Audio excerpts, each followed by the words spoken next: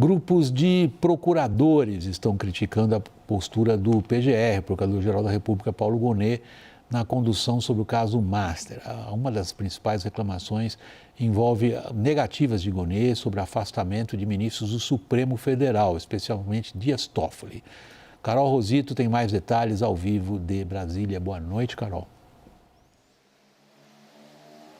Oi, William. Boa noite para você também. Boa noite a todos. Olha só, procuradores ouvidos pela CNN avaliam que Paulo Gonet estaria ali fechado com o Supremo Tribunal Federal para tentar blindar o ministro Dias Toffoli no caso Banco Master. Gonet, por exemplo, ainda não analisou um pedido apresentado especificamente pelo senador Eduardo Girão, que apresentou ali para que ele fosse afastado do caso, do processo da fraude Banco Master, diante das revelações ali envolvendo Toffoli, por exemplo, na viagem em um jatinho com um advogado do Banco Master, um advogado de um executivo do Banco Master, e também sobre aquele elo de Toffoli com um resort no Paraná.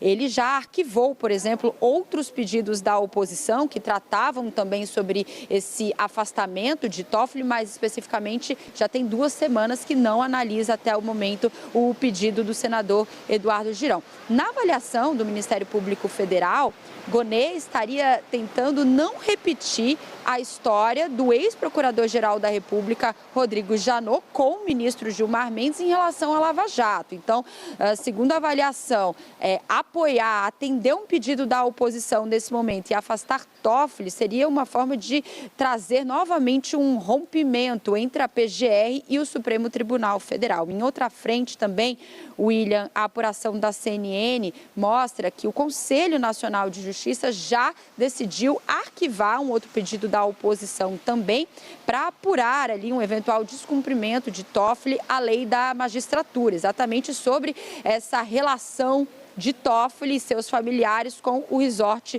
no Paraná. Segundo a Corregedoria do CNJ, o Conselho Nacional de Justiça não tem ali a tarefa, não cabe ao CNJ apurar, fazer o controle administrativo, financeiro, até disciplinar sobre magistrados do Supremo Tribunal Federal. William. Obrigado, Carol. Boa noite para você em Brasília.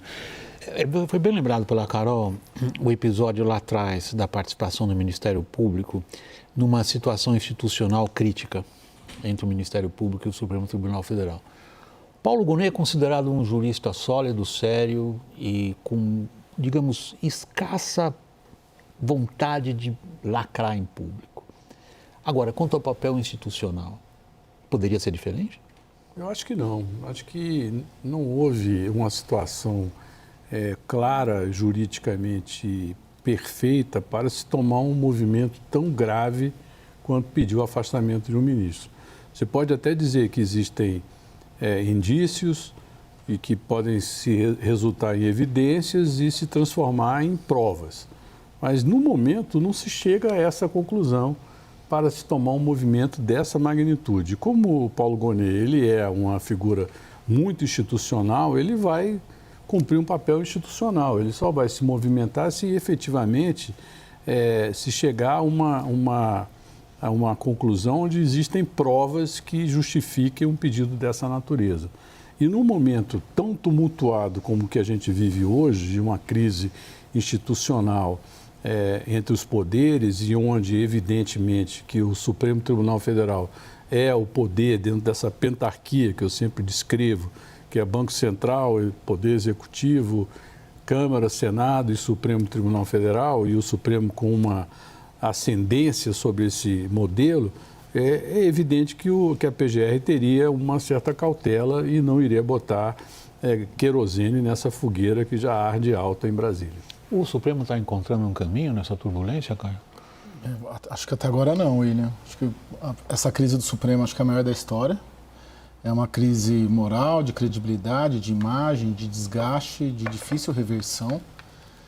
Amanhã tem uma reunião, que o Fachin convocou justamente para discutir o tal Código de Ética, que abriu uma guerra interna, porque os ministros políticos do Supremo, Alexandre de Moraes, Gilmar Mendes e o Dias Toffoli, rejeitam, ou pelo menos no mínimo rejeitam o momento.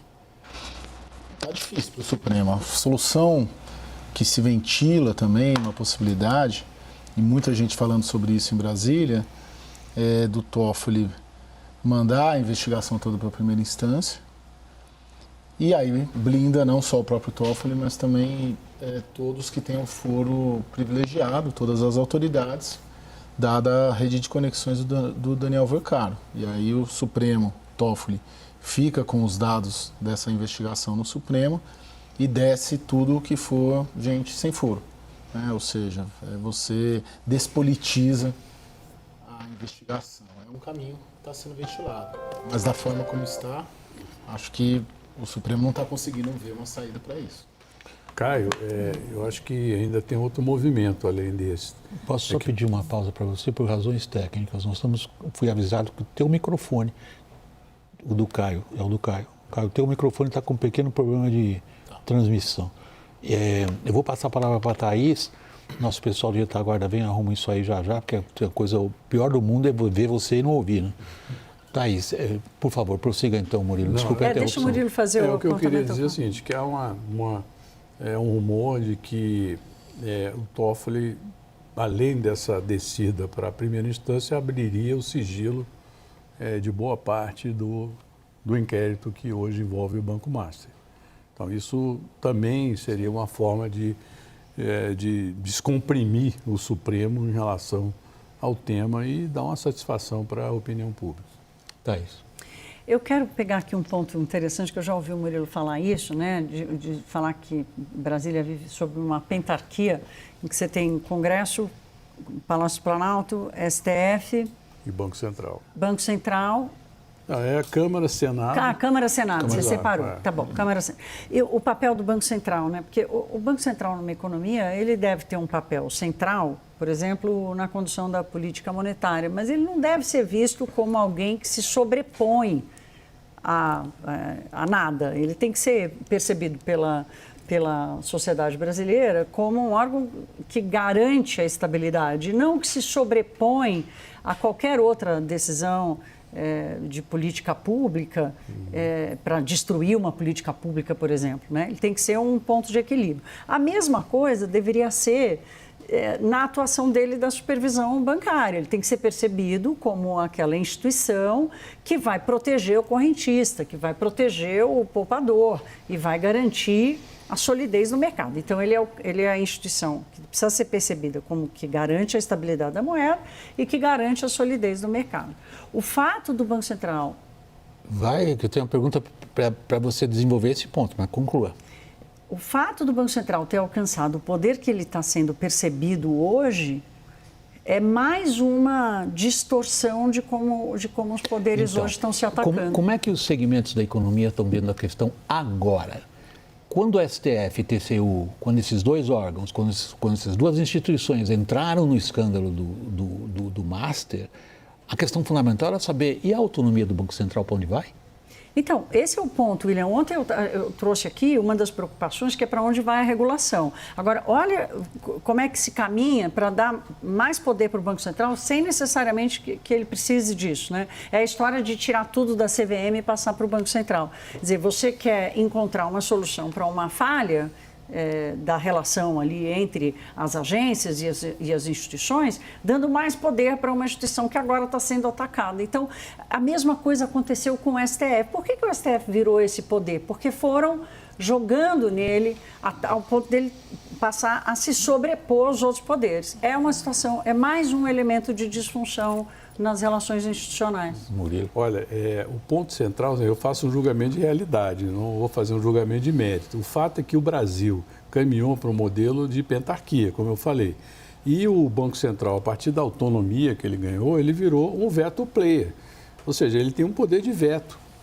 Ele agiu, no caso do Banco Master, com a autonomia dele. Provavelmente o mundo político, ou parte do mundo político, aliás, com certeza, tentou evitar que o caso Master se transformasse no escândalo que se transformou, pressionando o próprio Banco Central a provocar ou promover algum tipo de solução.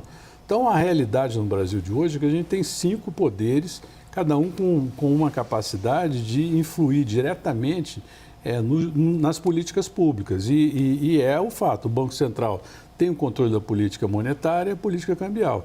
Não é o ministro da Fazenda.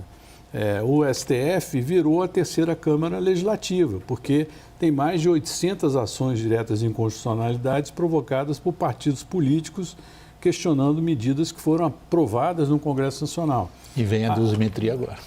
Aí vem a dosimetria. A Câmara dos Deputados pode abrir um processo de impeachment do presidente.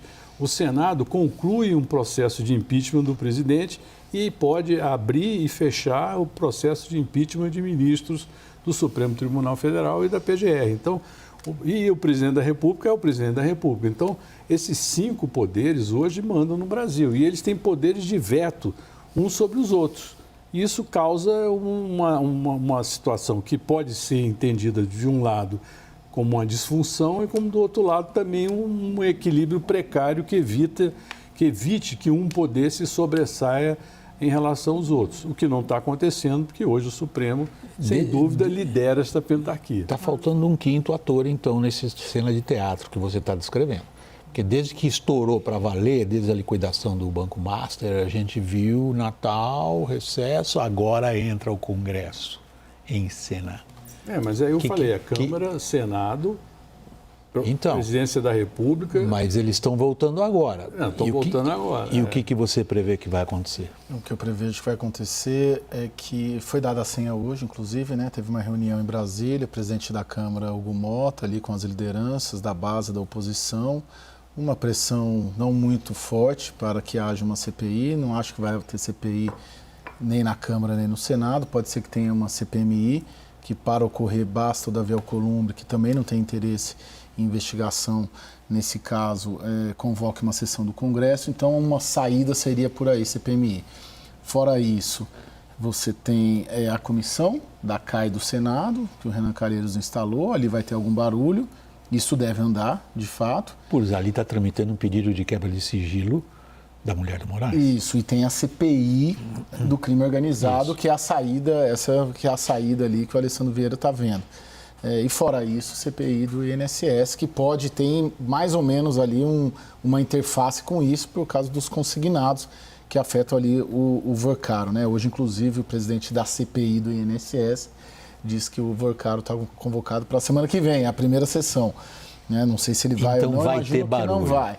Barulho bastante. Agora, de efetividade mesmo, e barulho muito contaminado pelo ano eleitoral.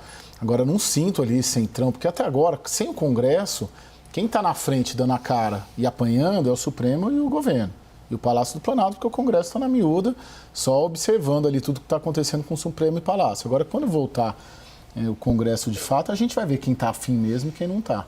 Você vai observar alguma coisa nisso? Não vou passar a palavra gostei da miúda, que é uma gíria muito própria. E tem uma coisa também da volta do Congresso Nacional, que é o que a gente está vendo aí no Vorcaro, é um pouco um vazamento seletivo, né? Tem um vazamento seletivo aí. A gente não conseguiu ver nada ainda do Master que envolva lideranças do Congresso Nacional. Não tem nada, eles não participaram de nada, eles não viram nada, não fizeram nada. E o projeto de lei para aumentar para 1 milhão o limite de garantia do FGC? E o projeto de lei para dar ao Congresso a chance de demitir o diretor do Banco Central na semana que o diretor do Banco Central diz não para a venda do Master para o BRB. Então... Não, eu concordo, mas não, plenamente, né? E são episódios protocolados, né? Se a gente entrar no sistema aqui do Senado, da Câmara, a gente vai ver essas duas propostas. Né? Agora, quem desde o começo desse escândalo, das operações, até antes da operação da Polícia Federal, vazava que o Centrão ia se lascar, era o governo. Né? Torcendo, olha, o Centrão era o governo no guarda-chuva do Ministério da Justiça, do seu Ricardo Lewandowski, que tinha contrato com o Master, vazando, não estou falando que era o vazador, mas estou dizendo, era no guarda-chuva do governo, uma torcida para o Centrão se lascar. E aí, agora, isso volta contra o próprio governo, que previu que o Centrão ia afundar, mas quem se afundou até agora é governo e principalmente o Supremo Tribunal Federal, aliado do governo. Murilo. É verdade. Agora, o ponto é o seguinte, mesmo analisando friamente, o impacto que a questão tem no governo é menor do que no Centrão. Então, isso é um ponto a ser considerado. É evidente que pode-se apontar lá ligações do PT da Bahia com o banco e que, eventualmente, tenha facilitado lá o encontro do Vorcaro com o presidente Lula, mas o fato que a grande bandeira, o grande relacionamento do Vorcaro em Brasília era com o Centrão. Isso todo mundo sabe, isso não é nenhuma novidade. Então, eu acho que, nesse sentido, o governo entra ali mais como um protagonista secundário do que o central. Agora, o fato é que, de alguma maneira, todo mundo político brasiliense tem um receio de que seja atingido direta ou indiretamente pelo escândalo. E, por isso, até o próprio vazamento, acredito eu, seja muito calibrado nesse sentido, para evitar que se estabelece. Isso está óbvio. E como também, quando se fala da possibilidade de Vorcaro fazer uma delação, né, isso, aí se diz, bom, mas se houver uma delação, pode haver uma terceira guerra mundial em Brasília. Né? Será que será? Qual é o alcance de uma delação? Será que ela vai ocorrer? Então, isso também é um fato que tem que ser considerado. Agora, no limite, eu acho que o governo ele ainda é menos atingido pelo problema do que o Centrão, né? E o Supremo Tribunal Federal. Porque é evidente que houve uma certa forçação de barra em pegar um episódio de uma compra de um imóvel do Daniel Vorcaro, que não se realizou por um deputado federal, para justificar colocar o processo Foi um pedido da defesa. No Supremo Tribunal Federal. Então, daí o fato, a gente voltando ao começo da nossa conversa, que provavelmente o Supremo vai, em algum momento, remeter isso para a primeira instância.